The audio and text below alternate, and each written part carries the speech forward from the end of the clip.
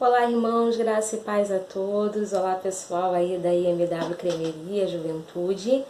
Nós vamos começar a nossa videoaula e o tema da nossa aula hoje é Metanoia, uma reforma na estrutura humana. Nós vamos meditar um pouco sobre esse tema e vai estar baseado dentro da carta de Paulo aos Efésios.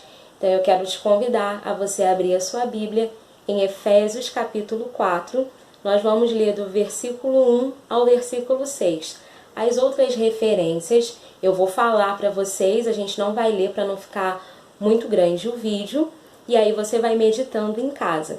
Então a gente vai meditar um pouquinho sobre esse texto e entender um pouquinho desse processo de metanoia, como é que funciona. Então vamos lá, vamos fazer a nossa leitura. Diz o seguinte, aqui o título na minha Bíblia está A Unidade da Fé. Vamos lá. Rogo-vos, pois eu, o prisioneiro no Senhor, que andeis de modo digno da vocação a que fostes chamados, com toda a humildade e mansidão, com longanimidade, suportando-vos uns aos outros em amor, esforçando-vos diligentemente por preservar a unidade do Espírito no vínculo da paz. Há somente um corpo, um Espírito, como também fostes chamados numa só esperança da vossa vocação. Há um só Senhor, uma só fé e um só batismo, um só Deus e Pai de todos, o qual é sobre todos e age por meio de todos e está em todos. Então a gente vai meditar um pouco sobre esse texto dentro desse conceito de metanoia. O que significa metanoia? A gente ouve muito falar, e aí a gente vai meditar um pouquinho, entender um pouco como funciona essa questão de metanoia, e aí a gente vai ter um plano de fundo sobre o porquê que Paulo vai escrever aos Efésios. Mas vamos entender o que significa metanoia. Metanoia nada mais é do que a transformação de caráter, ou na maneira de pensar, o modo de conceber ideias, de se comportar e de enxergar a vida e a realidade. E num conceito mais religioso, metanoia é um processo de mudança, de crescimento, que inicia no instante em que a pessoa começa a caminhada e a aceitação do que aquela prática religiosa propõe. Eu vou deixar escrito aqui no vídeo a etimologia e de onde vem a palavra metanoia, o que ela significa, bem detalhadinho para vocês. Então, metanoia é esse processo de mudança de pensamento. Você está numa direção e você mudar aquilo que você está fazendo. Isso é metanoia. O propósito da nossa aula é que, entendendo o conceito, o sentido geral do que a palavra metanoia traz em si, e compreendendo que o apóstolo Paulo escreveu na sua carta aos Efésios, sigamos no objetivo de uma vida de transformação à luz das Sagradas Escrituras. Esse é o propósito da nossa aula. Então vamos ter um pano de fundo dessa carta aos Efésios. Para quem Paulo interessou, vamos ver o pano de fundo dessa história. Paulo vai trazer ou escrever a carta aos Efésios no intuito de animar e de fortalecer aqueles irmãos, visto que a igreja estava numa sociedade, numa cidade muito importante da Ásia Menor. Éfeso era uma cidade muito importante não só economicamente, porque a economia daquele lugar era muito forte, ela chegou a gerenciar várias transações, mas não só na parte econômica, como também na difusão do pensamento. Era uma sociedade grego-romana. Nesse período aí os romanos que estavam governando, mas a difusão do pensamento grego era bem disseminada naquela sociedade, nessa sociedade helenista. Tinham grandes construções na cidade de Éfeso, sendo uma delas que a gente aí conhece ou já ouviu falar nas escolas, que é o templo de Ártemis ou de Diana, a famosa Diana dos Efésios. Ártemis, a deusa grega, Diana para os romanos. Diana, a deusa da fertilidade, da maternidade, e Ártemis, a deusa virgem. Então esse templo foi construído para poder fazer a adoração a Diana e sendo considerada uma das 7 maravilhas do mundo antigo. E também a gente tem de característica em Éfeso que foi um berço da filosofia. Éfeso e Mileto foram cidades berços da filosofia.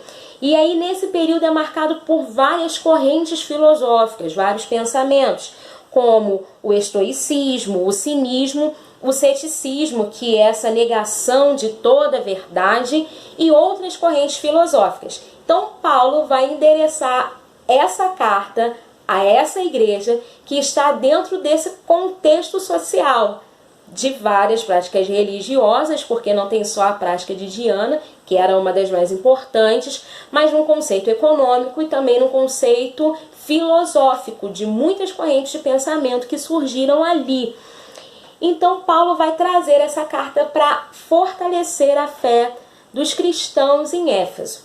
E aí, trazendo para esse nosso contexto, eu separei aqui tópicos e subtópicos, está baseado dentro de uma revista da nossa igreja de escola dominical, com essa temática, né, de metanoia. Então a gente separou aqui pontos para poder a gente meditar no que esse processo tem a ver com a nossa caminhada cristã e o que isso influencia na nossa vida. Então o primeiro ponto aí, ou o primeiro tópico é crescer em inteligência emocional.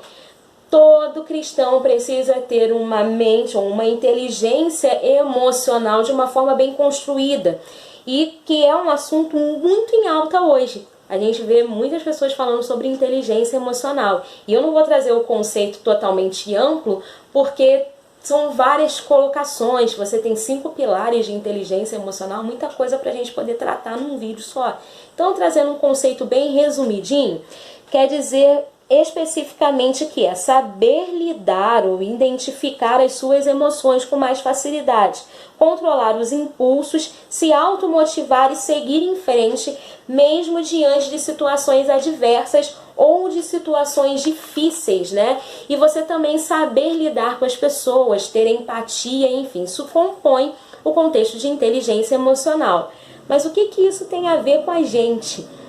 Nos versos 23 e 24 desse capítulo 4 de Efésios, Paulo vai falar para esses cristãos que eles precisam renovar o seu espírito, se revestir de justiça, em retidão e em verdade.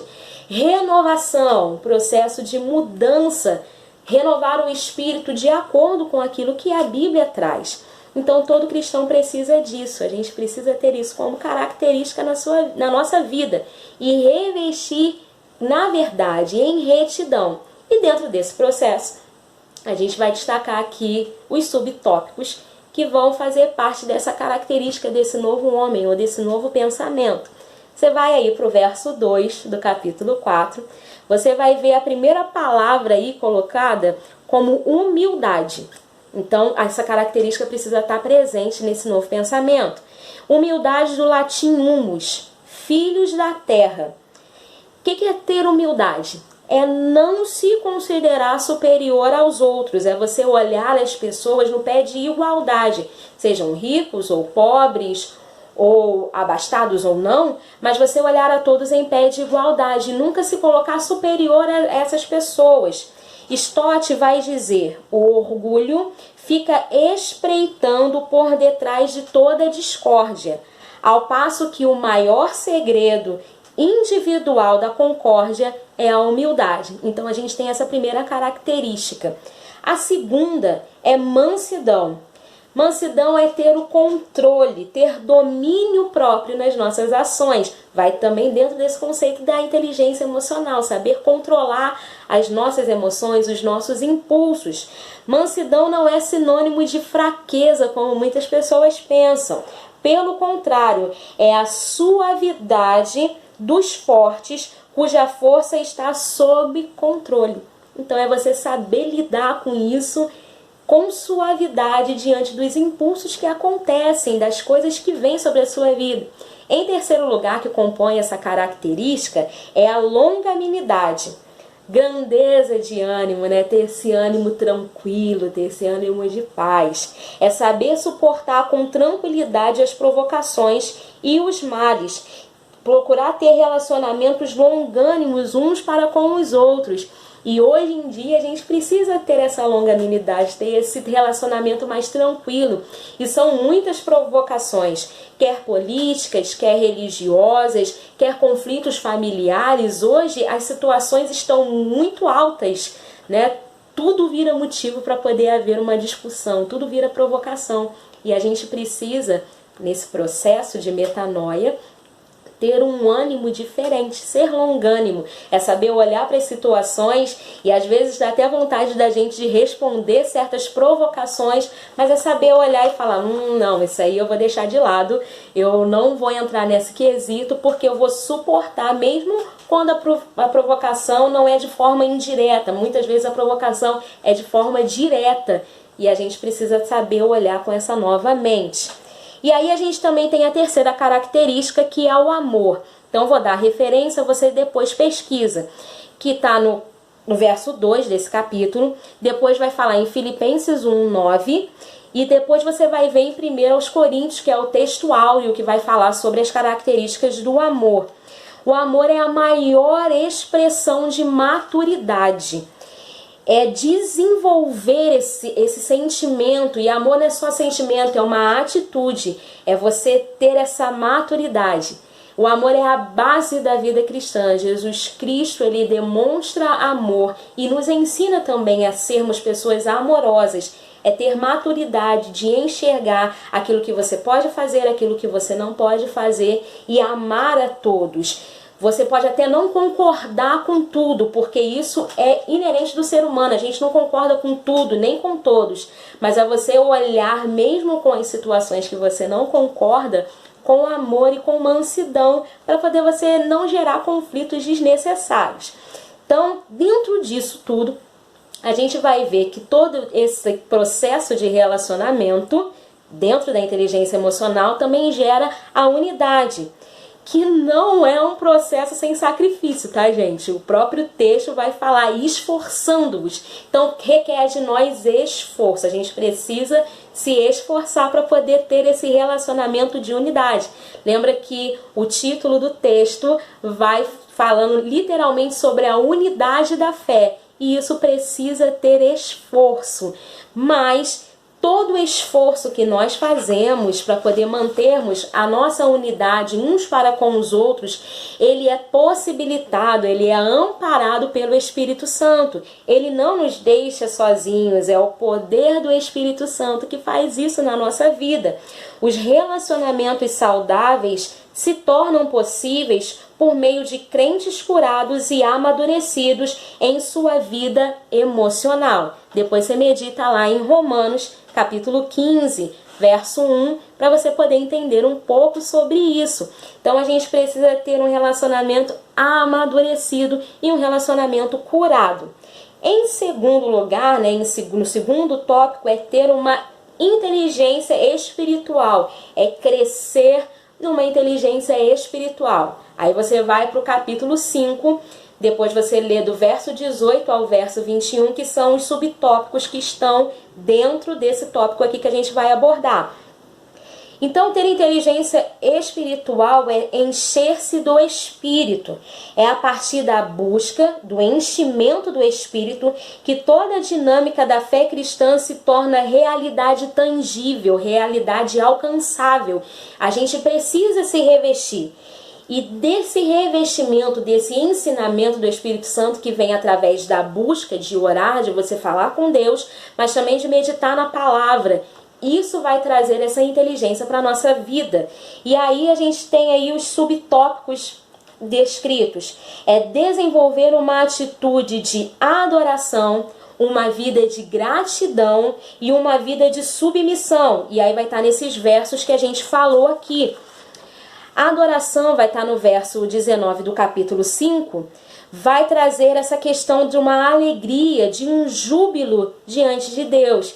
É você adorar a Deus mesmo nas situações mais adversas, nas situações mais difíceis que você enfrenta. É ter uma vida de gratidão, do grego charis, que é a mesma palavra utilizada para graça, é ter um coração sempre grato a Deus, mesmo quando a gente não entende as situações que estão acontecendo, como essa situação que a gente está vivendo hoje, isolamento, medo, aflição, muita coisa que as pessoas estão colocando, notícias positivas, notícias negativas, várias estatísticas, mas em tudo isso a gente precisa ter um coração grato a Deus. Isso faz parte dessa característica nossa, de uma mudança de pensamento, dessa reforma de estrutura e ser submisso ao Espírito Santo. Quanto mais buscamos ao Espírito Santo, mais nós conseguimos nos submeter à vontade dele. Quanto mais cheios do Espírito, maior capacidade de sujeitar nós teremos. Mas isso não é um processo da noite para o dia, não é um processo instantâneo. Isso acontece de forma progressiva, paulatinamente. Você vai sofrendo um processo. Então não é da noite para o dia. Então todo dia você sujeitar ao Espírito Santo. Todo dia você entender o que o Espírito Santo traz de ensinamento. Quanto mais você se aproxima, mais a sua vida é acrescentada de ensinamentos bons. Por fim, concluindo aí a nossa aula, todas essas ações, todos esses desenvolvimentos apresentados contribuem para que a nossa vida seja acrescida de coisas boas. Essa metanoia, mudança ou reforma na estrutura humana, faz com que a nossa fé seja fortalecida, principalmente nesses momentos de crise. Nós precisamos ter uma fé consciente, uma fé racional e fortalecida em Deus. Lembre-se que Paulo escreve a carta aos Efésios, volta lá atrás, você vai ver o plano de fundo, todo o plano de fundo apresentado dessa carta. Ela foi escrita para fortalecer a fé deles. E, consequentemente, estes ensinamentos nos encorajam, porque a palavra do Senhor, ela foi revelada para aquelas pessoas, mas também ela faz parte da nossa vida. Ela é uma escritura atual. Ela vai se renovando todos os dias, principalmente nesses momentos difíceis que a nossa fé precisa ser encorajada. E só a palavra de Deus traz esse encorajamento. É só esse enchimento do Espírito Santo que fortalece a nossa vida. Lembre-se que a fé é a convicção, a firme confiança que nos inspiram a bondade e o poder de Deus. Então essa é a nossa aula e como vocês sabem, jovens, nas minhas aulas sempre tem pergunta, o pessoal que nunca viu minha aula aí, a gente sempre tem perguntas, então vou deixar essas perguntas para vocês e vocês vão ter que me dar essas respostas. Então qual é a primeira pergunta dentro desse contexto que foi apresentado? O que a metanoia traz de contribuição para a vida cristã? Então você vai ter que pensar aí no que a gente falou. O que metanoia traz de contribuição para a vida cristã? Segunda pergunta. Paulo escreve a carta aos Efésios com que intuito? Por que Paulo escreveu essa carta aos Efésios? Terceiro, em que contexto social e religioso a igreja de Éfeso estava inserida? Em que contexto social e religioso a igreja de Éfeso estava inserida? Em quarto, por que se faz importante a busca do Espírito Santo? São essas as perguntas. Eu espero que você seja abençoada. Nós vamos continuar com a nossa web aula com outros temas e que você seja agraciado por Deus e fortalecido. Lembre-se, cuide-se, cuide da sua saúde física, Cuide da sua saúde emocional, leia bons livros e cuide da sua saúde espiritual. Você está em isolamento, mas a sua vida não parou. Você precisa ter bons conhecimentos para poder você não ser enganado e confundido por muitas informações. Que Deus te abençoe, que a sua vida seja repleta da graça de Deus.